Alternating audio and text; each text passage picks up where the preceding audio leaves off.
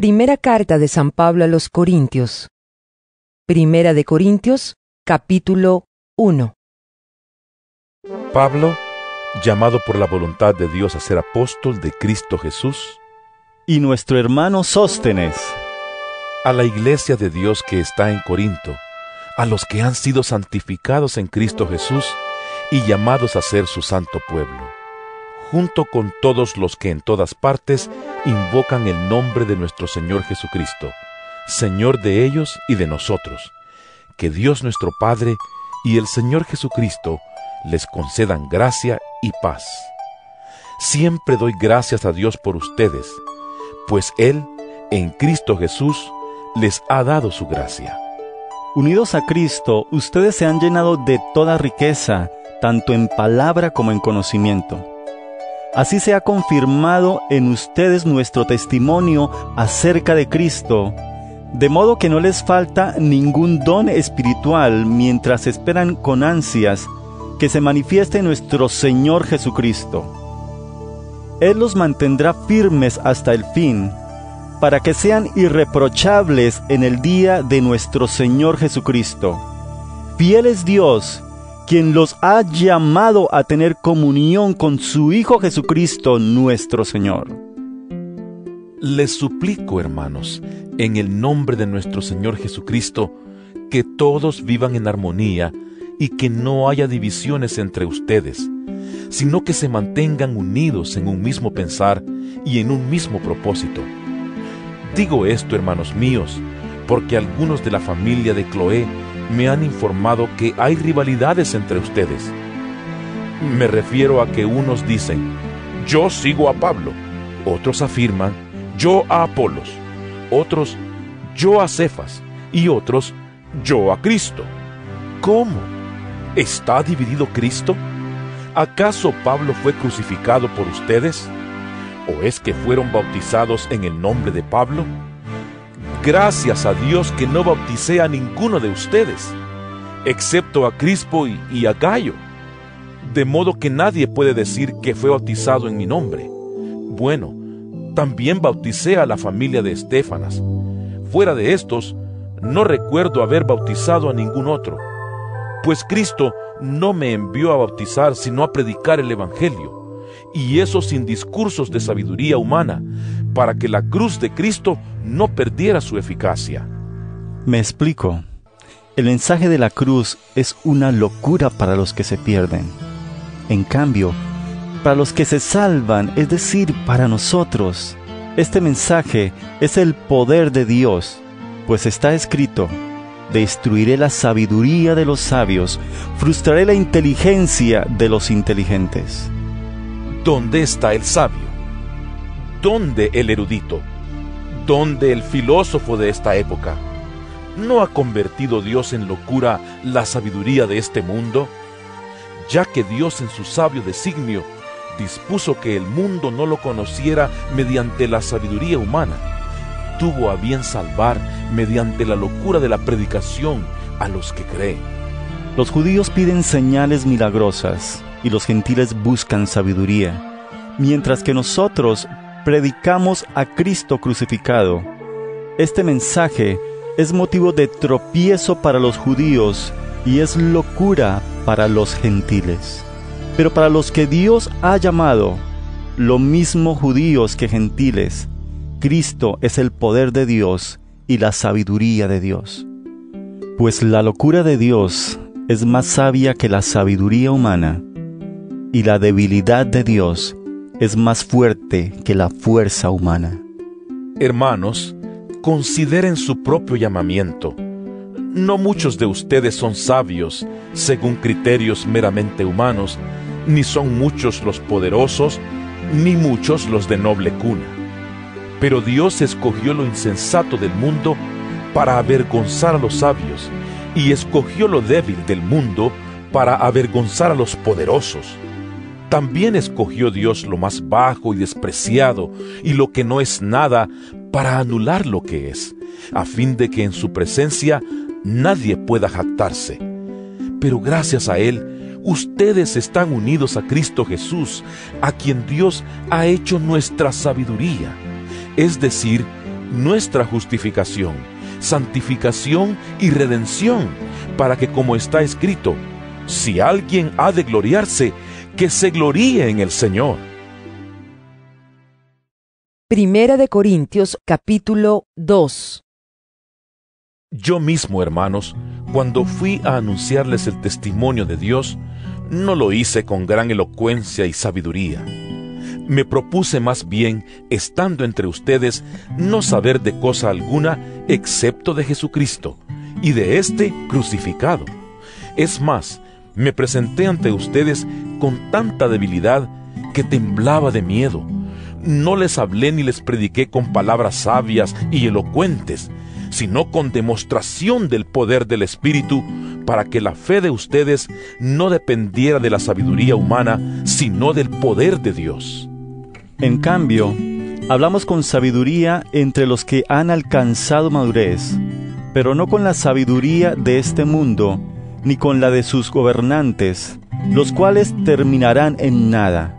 Más bien, exponemos el misterio de la sabiduría de Dios, una sabiduría que ha estado escondida y que Dios había destinado para nuestra gloria desde la eternidad. Ninguno de los gobernantes de este mundo la entendió, porque de haberla entendido, no habrían crucificado al Señor de la gloria. Sin embargo, como está escrito, ningún ojo ha visto, ningún oído ha escuchado, ninguna mente humana ha concebido lo que Dios ha preparado para quienes lo aman. Ahora bien, Dios nos ha revelado esto por medio de su Espíritu, pues el Espíritu lo examina todo, hasta las profundidades de Dios. En efecto, ¿quién conoce los pensamientos del ser humano sino su propio espíritu que está en él? Asimismo, nadie conoce los pensamientos de Dios sino el Espíritu de Dios. Nosotros no hemos recibido el espíritu del mundo, sino el Espíritu que procede de Dios, para que entendamos lo que por su gracia Él nos ha concedido. Esto es precisamente de lo que hablamos, no con las palabras que enseña la sabiduría humana, sino con las que enseña el Espíritu. De modo que expresamos verdades espirituales en términos espirituales. El que no tiene el Espíritu no acepta lo que procede del Espíritu de Dios, pues para él es locura. No puede entenderlo porque hay que discernirlo espiritualmente.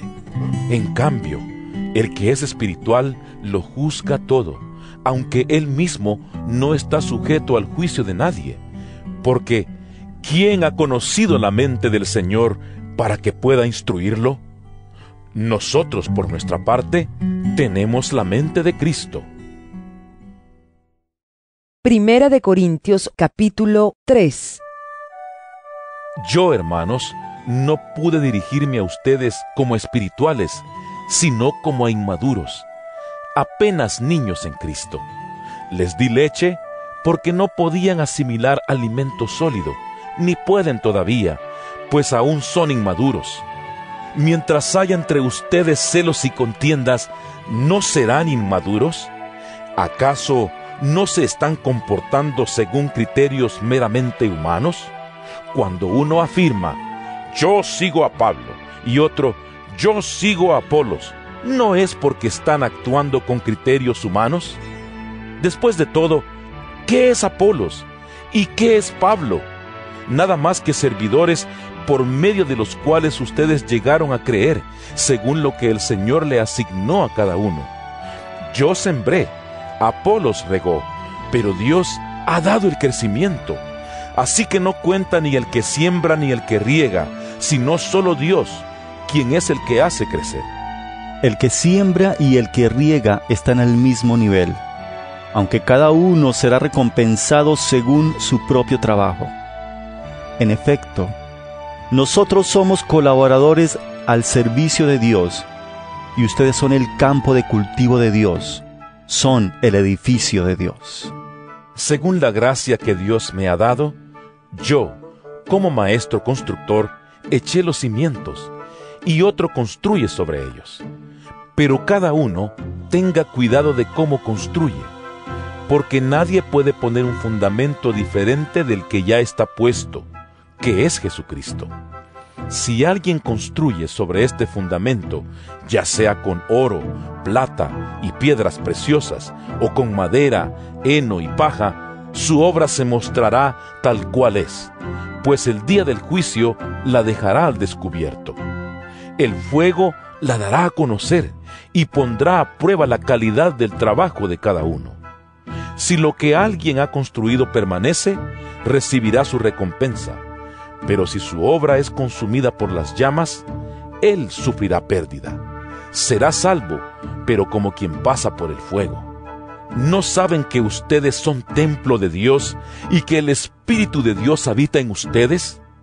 Si alguno destruye el templo de Dios, él mismo será destruido por Dios, porque el templo de Dios es sagrado, y ustedes son ese templo. Que nadie se engañe.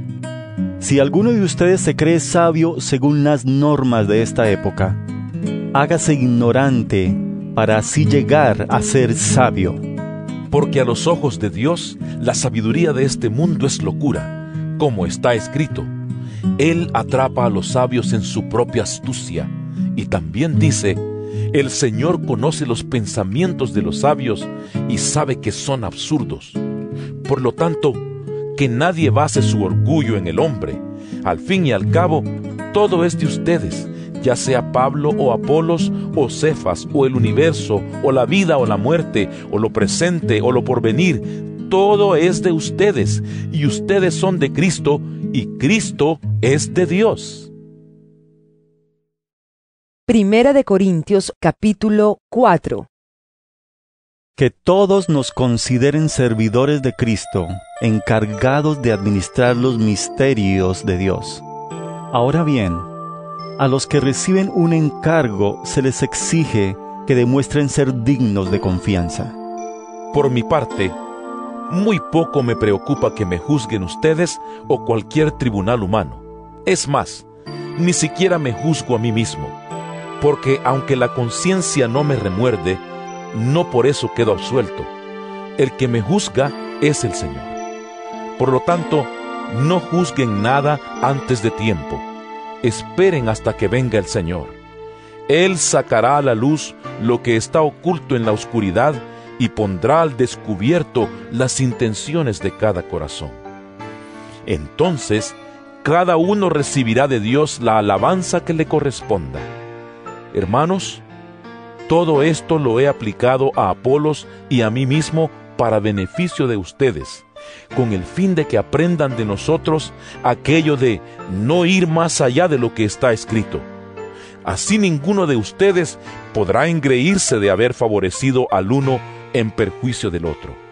¿Quién te distingue de los demás? ¿Qué tienes que no hayas recibido? Y si lo recibiste, ¿por qué presumes como si no te lo hubieran dado? Ya tienen todo lo que desean, ya se han enriquecido, han llegado a ser reyes y eso sin nosotros. Ojalá fueran de veras reyes para que también nosotros reináramos con ustedes. Por lo que veo, a nosotros los apóstoles, Dios nos ha hecho desfilar en el último lugar, como a los sentenciados a muerte. Hemos llegado a ser un espectáculo para todo el universo, tanto para los ángeles como para los hombres. Por causa de Cristo, nosotros somos los ignorantes. Ustedes, en Cristo, son los inteligentes. Los débiles somos nosotros. Los fuertes son ustedes. A ustedes se les estima, a nosotros se nos desprecia. Hasta el momento pasamos hambre, tenemos sed, nos falta ropa, se nos maltrata, no tenemos dónde vivir. Con estas manos nos matamos trabajando. Si nos maldicen, bendecimos. Si nos persiguen, los soportamos. Si nos calumnian, los tratamos con gentileza. Se nos considera la escoria de la tierra, la basura del mundo, y así hasta el día de hoy. No les escribo esto para avergonzarlos, sino para amonestarlos, como a hijos míos amados. De hecho, aunque tuvieran ustedes miles de tutores en Cristo, padres sí que no tienen muchos, porque mediante el Evangelio yo fui el Padre que los engendró en Cristo Jesús. Por tanto, les ruego que sigan mi ejemplo. Con este propósito les envié a Timoteo, mi amado y fiel hijo en el Señor. Él les recordará mi manera de comportarme en Cristo Jesús, como enseño por todas partes y en todas las iglesias. Ahora bien, algunos de ustedes se han vuelto presuntuosos, pensando que no iré a verlos. Lo cierto es que, si Dios quiere, iré a visitarlos muy pronto, y ya veremos no solo cómo hablan, sino cuánto poder tienen esos presumidos. Porque el reino de Dios no es cuestión de palabras, sino de poder. ¿Qué prefieren? ¿Que vaya a verlos con un látigo o con amor y espíritu apacible? Primera de Corintios capítulo 5. Es ya del dominio público que hay entre ustedes un caso de inmoralidad sexual que ni siquiera entre los paganos se tolera. A saber, que uno de ustedes tiene por mujer a la esposa de su padre, y de esto se sienten orgullosos. ¿No debieran más bien haber lamentado lo sucedido y expulsado de entre ustedes al que hizo tal cosa? Yo, por mi parte, aunque no estoy físicamente entre ustedes, sí estoy presente en espíritu, y ya he juzgado como si estuviera presente al que cometió ese pecado. Cuando se reúnan en el nombre de nuestro Señor Jesús, y con su poder yo los acompañe en espíritu, entreguen a este hombre a Satanás para destrucción de su naturaleza pecaminosa, a fin de que su espíritu sea salvo en el día del Señor. Hacen mal en jactarse. ¿No se dan cuenta de que un poco de levadura hace fermentar toda la masa? Desháganse de la vieja levadura para que sean masa nueva, panes sin levadura, como lo son en realidad.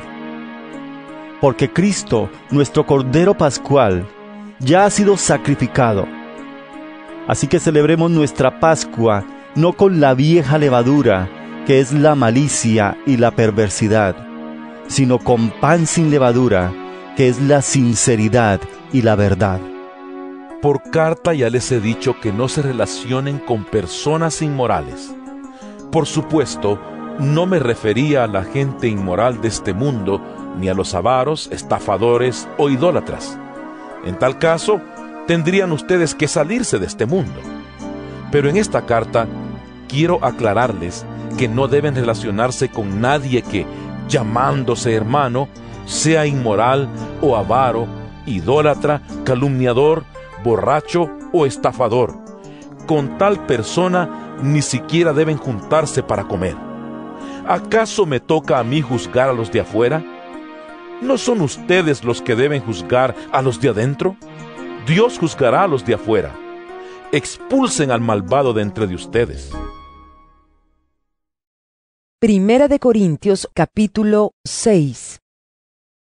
Si alguno de ustedes tiene un pleito con otro, ¿cómo se atreve a presentar demanda ante los inconversos en vez de acudir a los creyentes?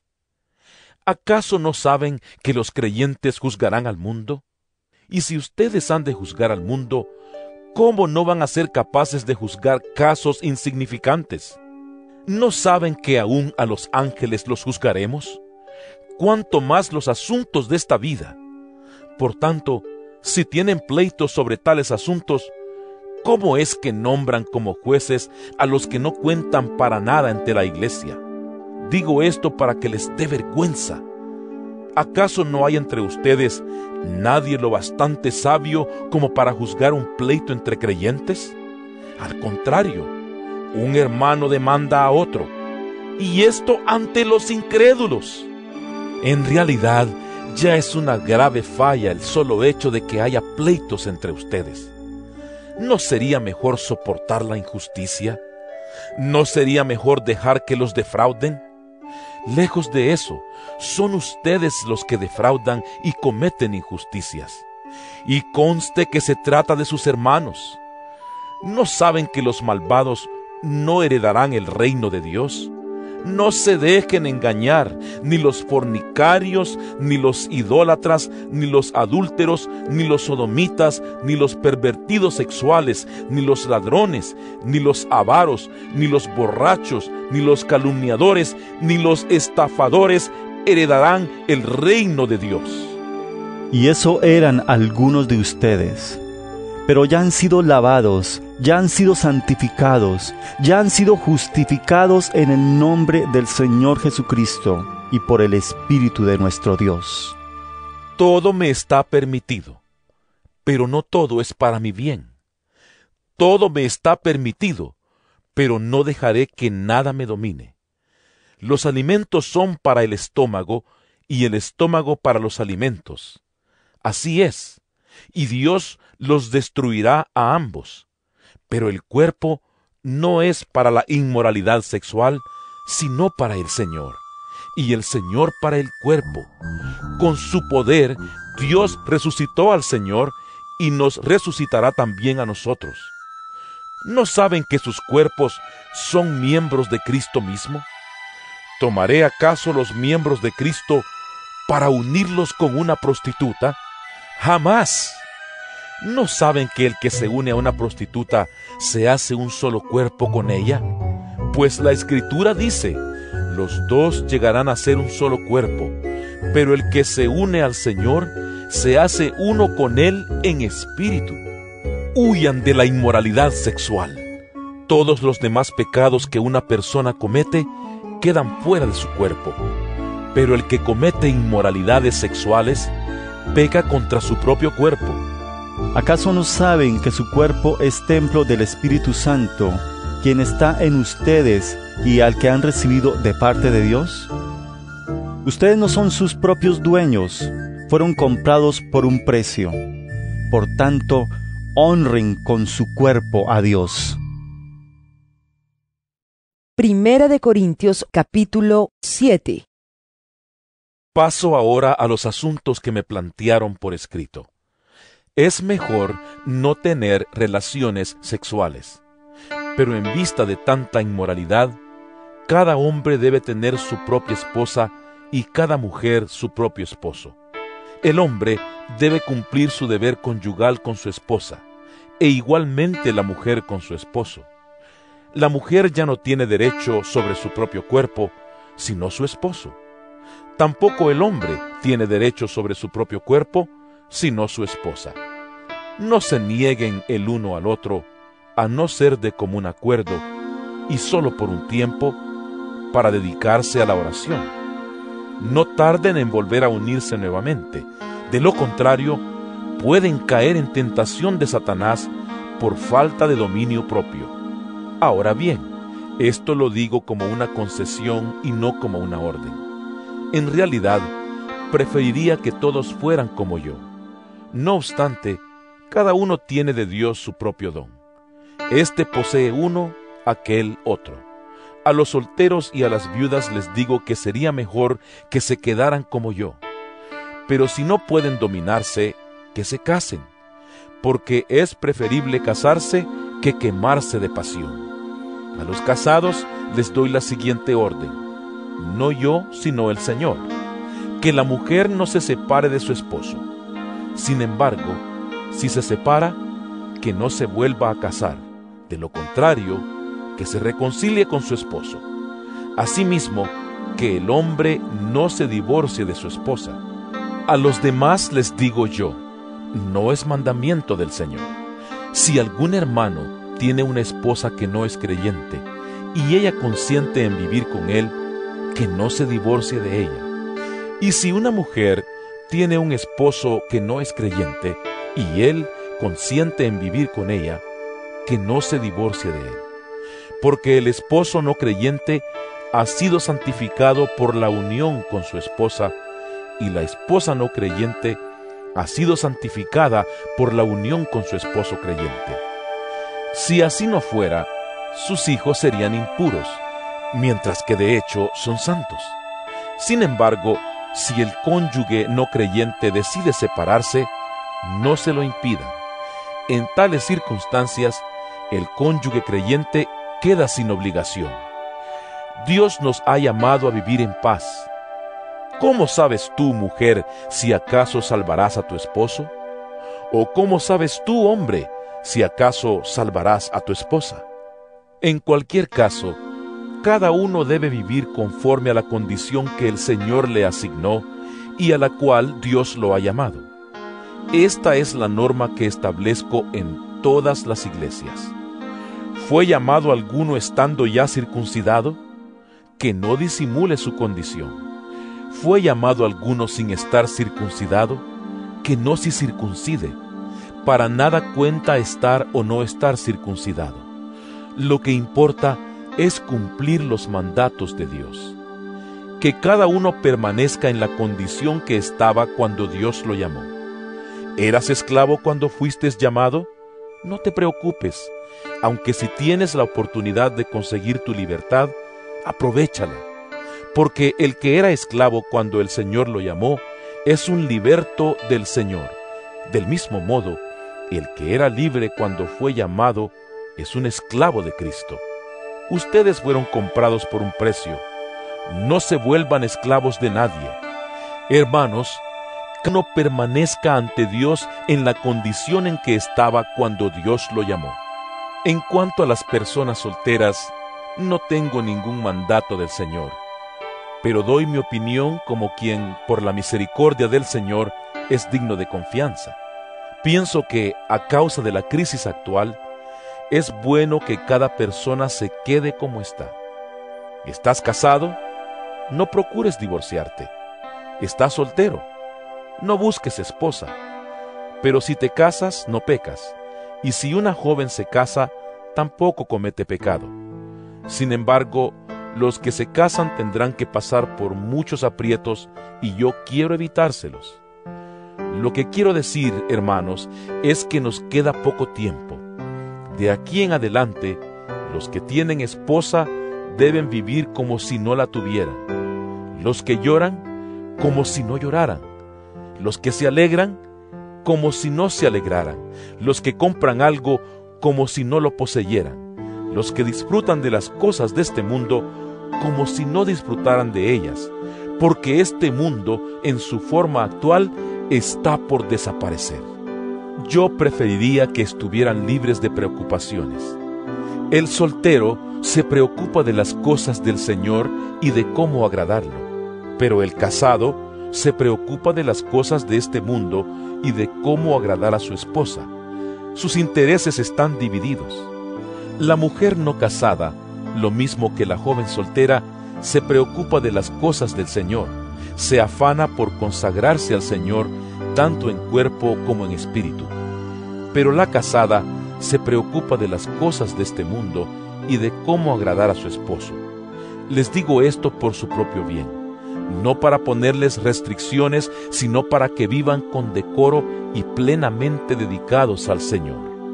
Si alguno piensa que no está tratando a su prometida como es debido, y ella ha llegado ya a su madurez, por lo cual él se siente obligado a casarse, que lo haga. Con eso no peca, que se casen. Pero el que se mantiene firme en su propósito y no está dominado por sus impulsos, sino que domina su propia voluntad, y ha resuelto no casarse con su prometida, también hace bien. De modo que el que se casa con su prometida hace bien, pero el que no se casa hace mejor. La mujer está ligada a su esposo mientras él vive, pero si el esposo muere, ella queda libre para casarse con quien quiera, con tal de que sea en el Señor. En mi opinión, ella será más feliz si no se casa, y creo que yo también tengo el Espíritu de Dios. Primera de Corintios, capítulo 8. En cuanto a lo sacrificado a los ídolos, es cierto que todos tenemos conocimiento. El conocimiento envanece, mientras que el amor edifica. El que cree que sabe algo, todavía no sabe como debiera saber. Pero el que ama a Dios es conocido por Él. De modo que, en cuanto a comer lo sacrificado a los ídolos, sabemos que un ídolo no es absolutamente nada, y que hay un solo Dios. Pues aunque haya los así llamados dioses, ya sea en el cielo o en la tierra, y por cierto que hay muchos dioses y muchos señores, para nosotros no hay más que un solo Dios, el Padre, de quien todo procede y para el cual vivimos, y no hay más que un solo Señor, es decir, Jesucristo, por quien todo existe y por medio del cual vivimos. Pero no todos tienen conocimiento de esto. Algunos siguen tan acostumbrados a los ídolos que comen carne a sabiendas de que ha sido sacrificada a un ídolo, y su conciencia se contamina por ser débil. Pero lo que comemos no nos acerca a Dios. No somos mejores por comer, ni peores por no comer. Sin embargo, tengan cuidado de que su libertad no se convierta en motivo de tropiezo para los débiles, porque si alguien de conciencia débil te ve a ti, que tienes este conocimiento, comer en el templo de un ídolo, ¿no se sentirá animado a comer lo que ha sido sacrificado a los ídolos? Entonces ese hermano débil, por quien Cristo murió, se perderá a causa de tu conocimiento. Al pecar así contra los hermanos, hiriendo su débil conciencia, pecan ustedes contra Cristo. Por lo tanto, si mi comida ocasiona la caída de mi hermano, no comeré carne jamás para no hacerlo caer en pecado. Primera de Corintios capítulo 9. ¿No soy libre? ¿No soy apóstol? ¿No he visto a Jesús nuestro Señor? ¿No son ustedes el fruto de mi trabajo en el Señor? Aunque otros no me reconozcan como apóstol, para ustedes sí lo soy, porque ustedes mismos son el sello de mi apostolado en el Señor. Esta es mi defensa contra los que me critican. ¿Acaso no tenemos derecho a comer y a beber? ¿No tenemos derecho a viajar acompañados por una esposa creyente, como hacen los demás apóstoles y Cefas y los hermanos del Señor? ¿O es que solo Bernabé y yo estamos obligados a ganarnos la vida con otros trabajos? ¿Qué soldado presta servicio militar pagándose sus propios gastos? ¿Qué agricultor planta un viñedo y no come de sus uvas? ¿Qué pastor cuida un rebaño y no toma de la leche que ordeña? No piensen que digo esto solamente desde un punto de vista humano. ¿No lo dice también la ley? Porque en la ley de Moisés está escrito: no le pongas bozal al buey mientras esté trillando. ¿Acaso se preocupa Dios por los bueyes, o lo dice más bien por nosotros? Por supuesto que lo dice por nosotros, porque cuando el labrador ara y el segador trilla, deben hacerlo con la esperanza de participar de la cosecha. Si hemos sembrado semilla espiritual entre ustedes, ¿será mucho pedir que cosechemos de ustedes lo material? Si otros tienen derecho a este sustento de parte de ustedes, ¿no lo tendremos aún más nosotros? Sin embargo, no ejercimos este derecho, sino que lo soportamos todo con tal de no crear obstáculo al Evangelio de Cristo. ¿No saben que los que sirven en el templo reciben su alimento del templo, y que los que atienden al altar participan de lo que se ofrece en el altar? Así también el Señor ha ordenado que quienes predican el Evangelio vivan de este ministerio. Pero no me he aprovechado de ninguno de estos derechos, ni escribo de esta manera porque quiera reclamarlos. Prefiero morir a que alguien me prive de este motivo de orgullo. Sin embargo, cuando predico el Evangelio, no tengo de qué enorgullecerme, ya que estoy bajo la obligación de hacerlo. ¡Ay de mí si no predico el Evangelio! En efecto, si lo hiciera por mi propia voluntad, tendría recompensa, pero si lo hago por obligación, no hago más que cumplir la tarea que se me ha encomendado. ¿Cuál es entonces mi recompensa? Pues que al predicar el Evangelio pueda presentarlo gratuitamente sin hacer valer mi derecho. Aunque soy libre respecto a todos, de todos me he hecho esclavo para ganar a tantos como sea posible. Entre los judíos me volví judío, a fin de ganarlos a ellos.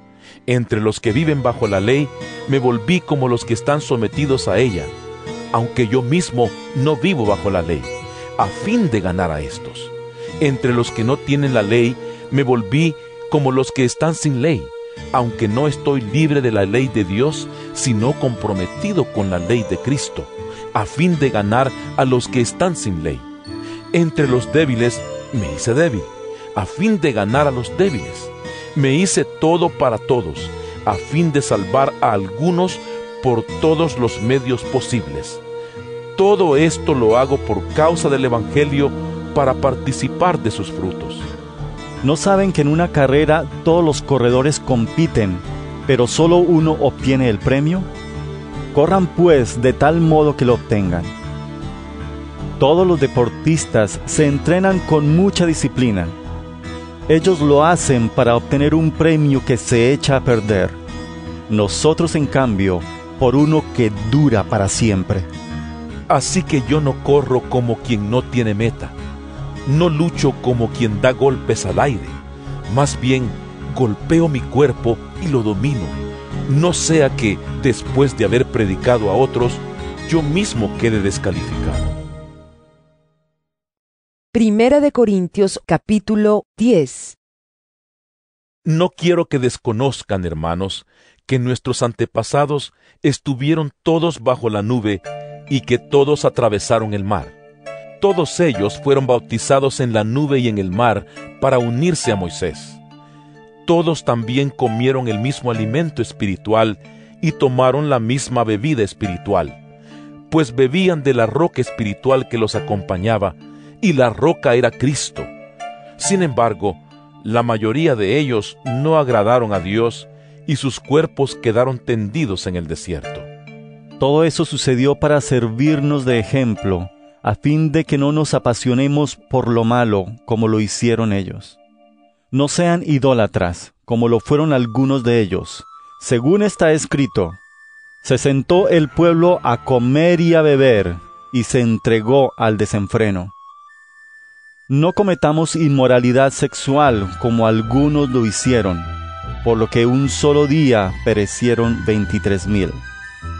Tampoco pongamos a prueba al Señor como lo hicieron algunos y murieron víctimas de las serpientes. Ni murmuren contra Dios como lo hicieron algunos y sucumbieron a manos del ángel destructor. Todo eso les sucedió para servir de ejemplo, y quedó escrito para advertencia nuestra, pues a nosotros nos ha llegado el fin de los tiempos. Por lo tanto, si alguien piensa que está firme, tenga cuidado de no caer. Ustedes no han sufrido ninguna tentación que no sea común al género humano. Pero Dios es fiel y no permitirá que ustedes sean tentados más allá de lo que puedan aguantar. Más bien, cuando llegue la tentación, Él les dará también una salida, a fin de que puedan resistir. Por tanto, mis queridos hermanos, huyan de la idolatría. Me dirijo a personas sensatas. Juzguen ustedes mismos lo que digo. Esa copa de bendición por la cual damos gracias, ¿no significa que entramos en comunión con la sangre de Cristo? Ese pan que partimos, ¿no significa que entramos en comunión con el cuerpo de Cristo? Hay un solo pan del cual todos participamos. Por eso, aunque somos muchos, formamos un solo cuerpo. Consideren al pueblo de Israel como tal. ¿No entran en comunión con el altar los que comen de lo sacrificado? ¿Qué quiero decir con esta comparación? ¿Que el sacrificio que los gentiles ofrecen a los ídolos sea algo, o que el ídolo mismo sea algo? No, sino que cuando ellos ofrecen sacrificios, lo hacen para los demonios, no para Dios. Y no quiero que ustedes entren en comunión con los demonios. No pueden beber de la copa del Señor y también de la copa de los demonios. No pueden participar de la mesa del Señor y también de la mesa de los demonios. ¿O vamos a provocar a celos al Señor? ¿Somos acaso más fuertes que Él? Todo está permitido, pero no todo es provechoso. Todo está permitido, pero no todo es constructivo.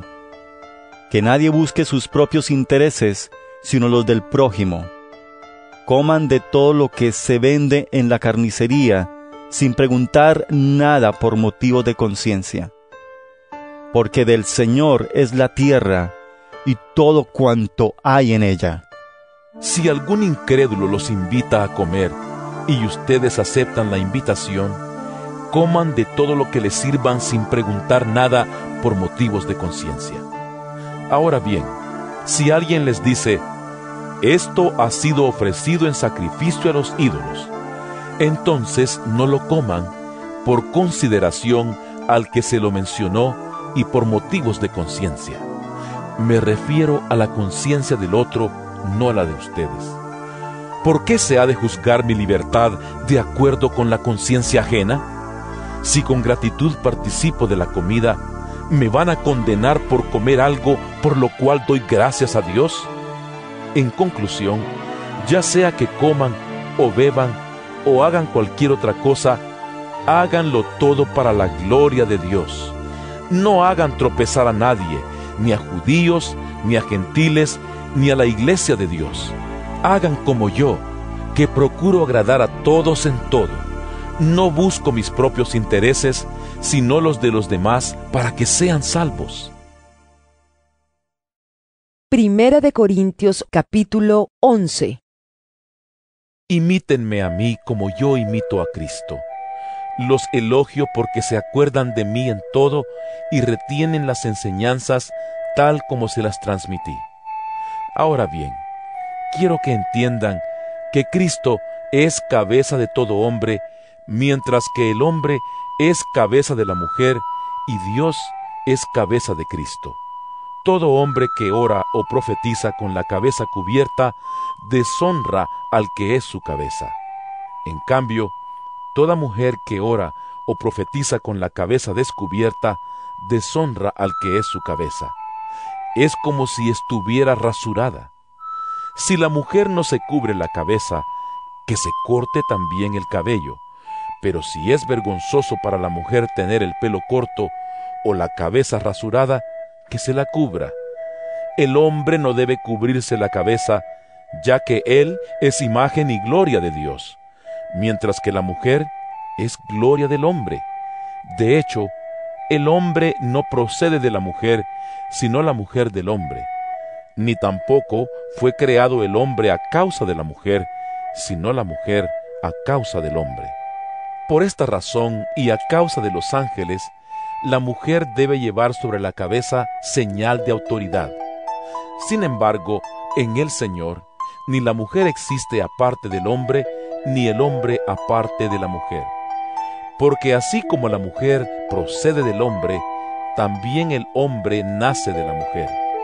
Pero todo proviene de Dios. Juzguen ustedes mismos. ¿Es apropiado que la mujer ore a Dios sin cubrirse la cabeza? ¿No les enseña el mismo orden natural de las cosas que es una vergüenza para el hombre dejarse crecer el cabello, mientras que es una gloria para la mujer llevar cabello largo? Es que a ella se le ha dado su cabellera como velo. Si alguien insiste en discutir este asunto, tenga en cuenta que nosotros no tenemos otra costumbre, ni tampoco las iglesias de Dios. Al darles las siguientes instrucciones, no puedo elogiarlos, ya que sus reuniones traen más perjuicio que beneficio. En primer lugar, oigo decir que cuando se reúnen como iglesia, hay divisiones entre ustedes, y hasta cierto punto lo creo. Sin duda, tiene que haber grupos sectarios entre ustedes para que se demuestre quiénes cuentan con la aprobación de Dios. De hecho, cuando se reúnen, ya no es para comer la cena del Señor, porque cada uno se adelanta a comer su propia cena, de manera que unos se quedan con hambre mientras otros se emborrachan. ¿Acaso no tienen casas donde comer y beber? ¿O es que menosprecian a la iglesia de Dios y quieren avergonzar a los que no tienen nada? ¿Qué les diré? ¿Voy a elogiarlos por esto? ¡Claro que no!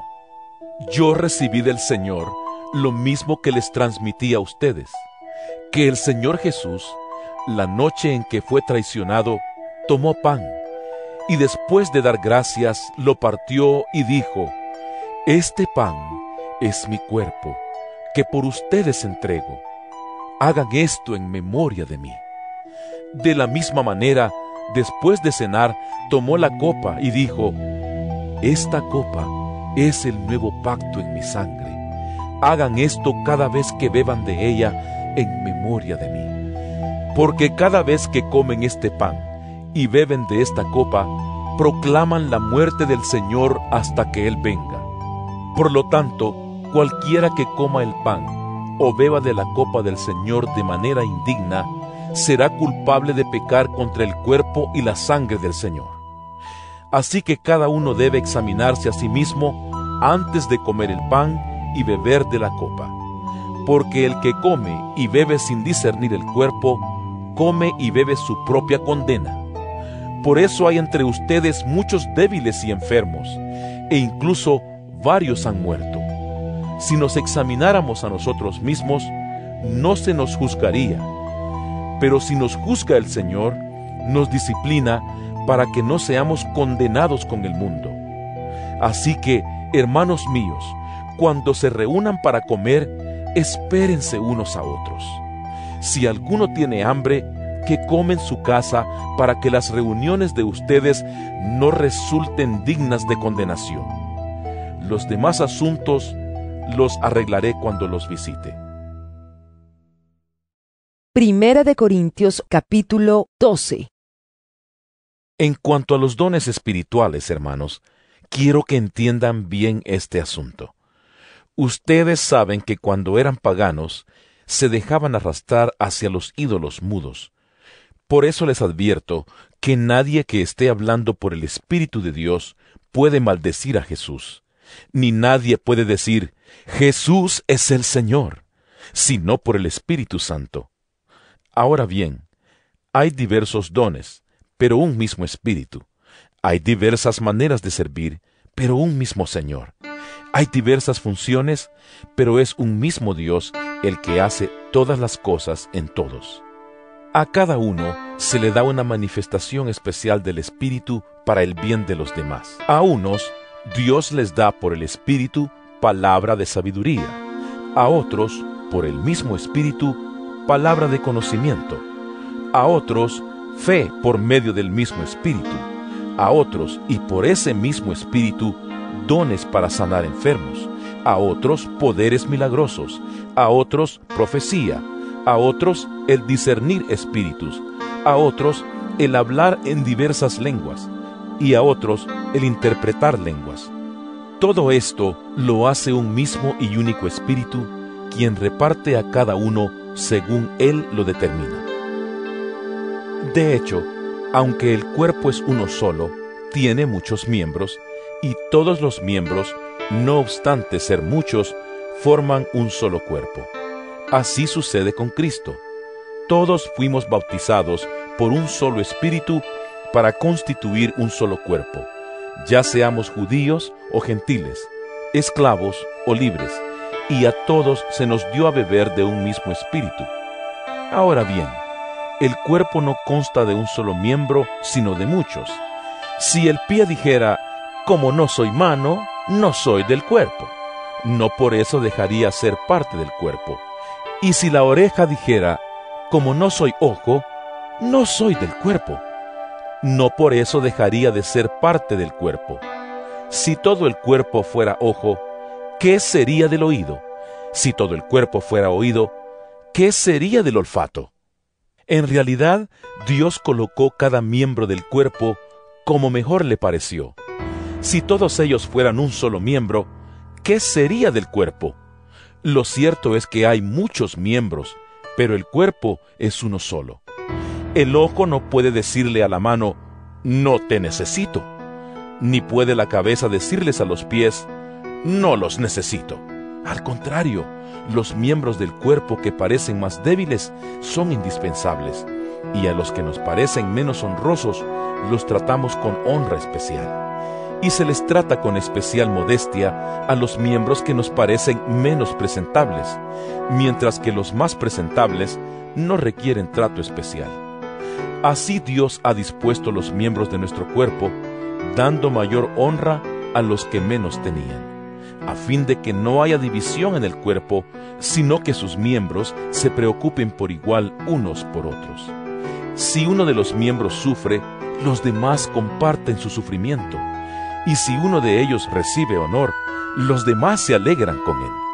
Ahora bien, ustedes son el cuerpo de Cristo, y cada uno es miembro de ese cuerpo. En la iglesia Dios ha puesto en primer lugar apóstoles, en segundo lugar profetas, en tercer lugar maestros, luego los que hacen milagros, después los que tienen dones para sanar enfermos, los que ayudan a otros, los que administran y los que hablan en diversas lenguas. ¿Son todos apóstoles? ¿Son todos profetas? ¿Son todos maestros? ¿Hacen todos milagros? ¿Tienen todos dones para sanar enfermos? ¿Hablan todos en lenguas? ¿Acaso interpretan todos? Ustedes, por su parte, ambicionen los mejores dones. Ahora les voy a mostrar un camino más excelente. Primera de Corintios capítulo 13. Si hablo en lenguas humanas y angelicales, pero no tengo amor, no soy más que un metal que resuena o un platillo que hace ruido.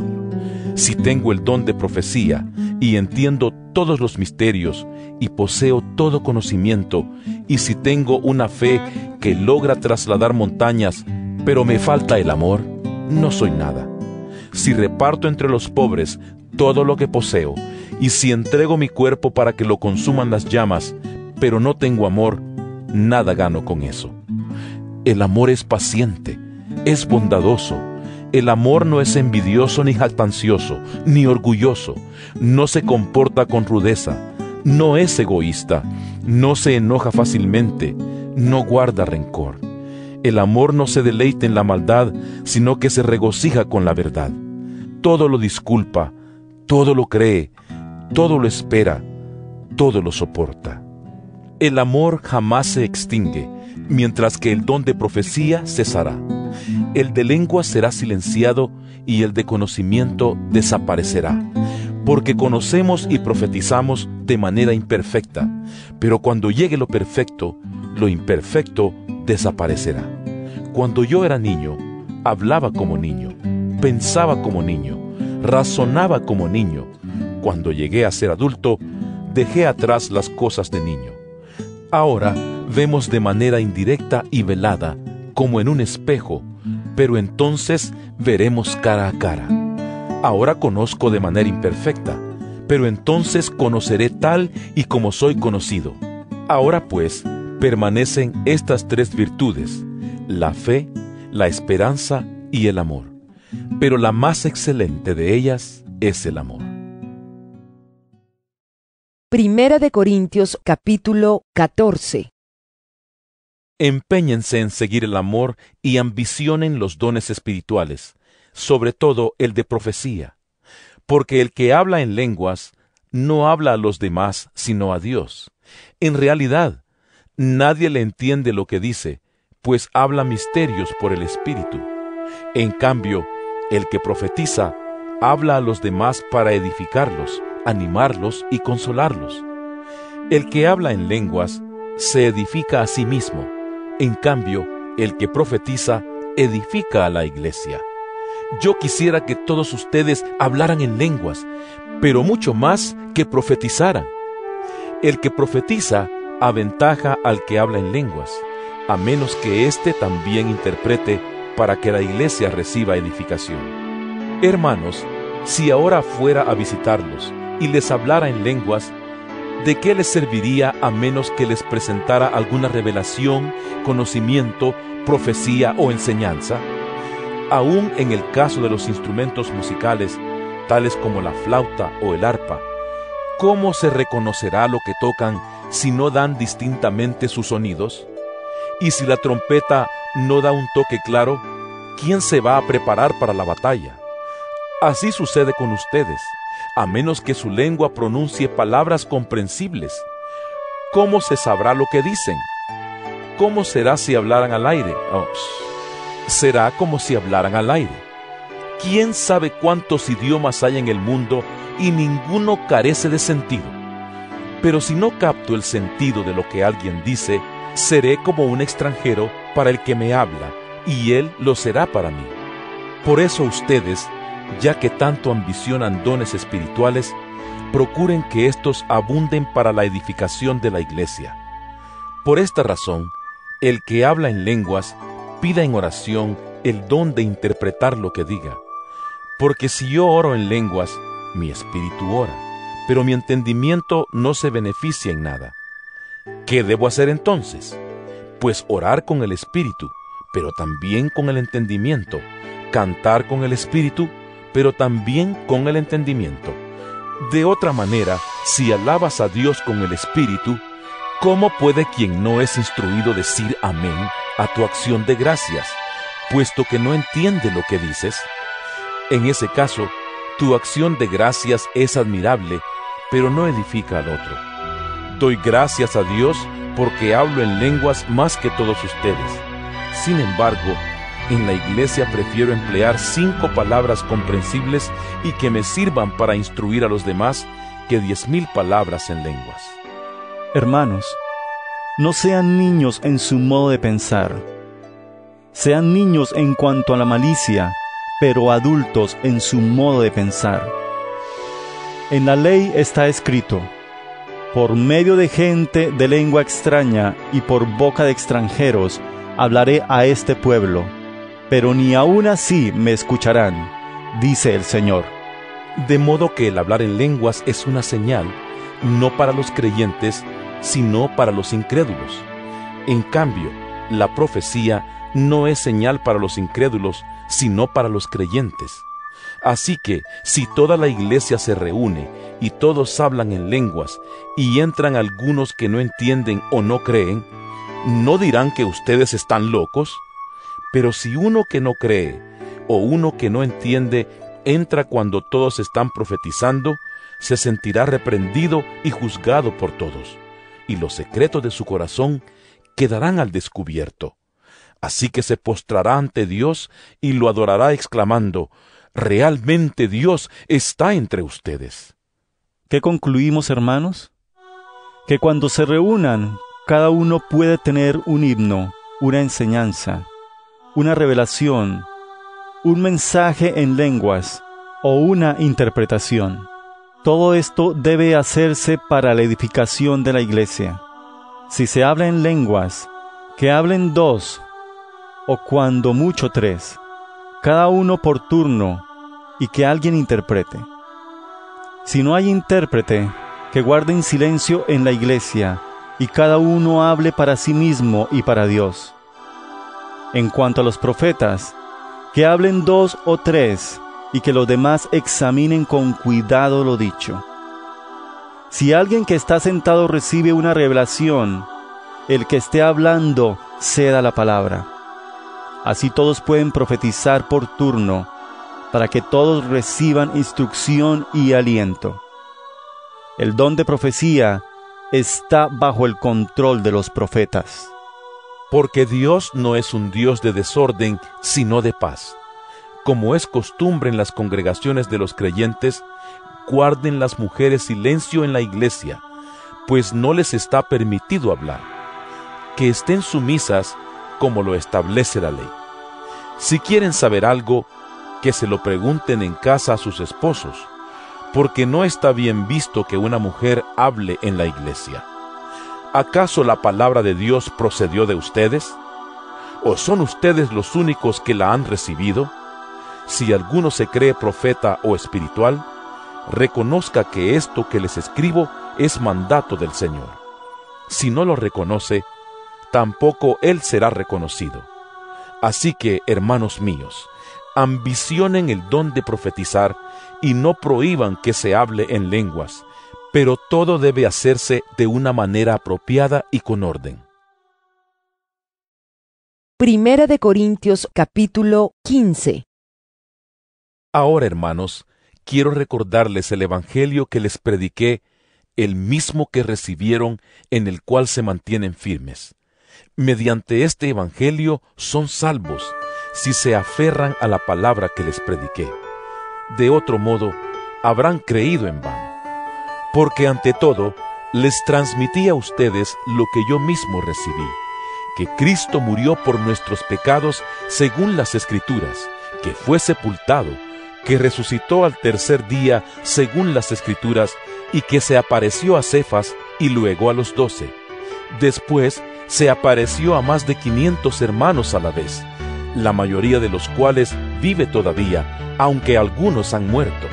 Luego se apareció a Jacobo, más tarde a todos los apóstoles, y por último, como a uno nacido fuera de tiempo, se me apareció también a mí. Admito que yo soy el más insignificante de los apóstoles y que ni siquiera merezco ser llamado apóstol, porque perseguí a la iglesia de Dios. Pero por la gracia de Dios soy lo que soy, y la gracia que Él me concedió no fue infructuosa. Al contrario, he trabajado con más tesón que todos ellos, aunque no yo, sino la gracia de Dios que está conmigo. En fin, ya sea que se trate de mí o de ellos, esto es lo que predicamos, y esto es lo que ustedes han creído. Ahora bien, si se predica que Cristo ha sido levantado de entre los muertos, ¿cómo dicen algunos de ustedes que no hay resurrección? Si no hay resurrección, entonces ni siquiera Cristo ha resucitado. Y si Cristo no ha resucitado, nuestra predicación no sirve para nada, como tampoco la fe de ustedes. Aún más, resultaríamos falsos testigos de Dios por haber testificado que Dios resucitó a Cristo, lo cual no habría sucedido si en verdad los muertos no resucitan. Porque si los muertos no resucitan, tampoco Cristo ha resucitado. Y si Cristo no ha resucitado, la fe de ustedes es ilusoria, y todavía están en sus pecados. En ese caso, también están perdidos los que murieron en Cristo. Si la esperanza que tenemos en Cristo fuera solo para esta vida, seríamos los más desdichados de todos los mortales.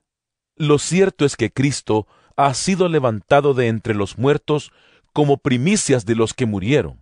De hecho, ya que la muerte vino por medio de un hombre, también por medio de un hombre viene la resurrección de los muertos. Pues así como en Adán todos mueren, también en Cristo todos volverán a vivir, pero cada uno en su debido orden. Cristo, las primicias, después, cuando Él venga, los que le pertenecen. Entonces vendrá el fin, cuando Él entregue el reino a Dios el Padre, luego de destruir todo dominio, autoridad y poder.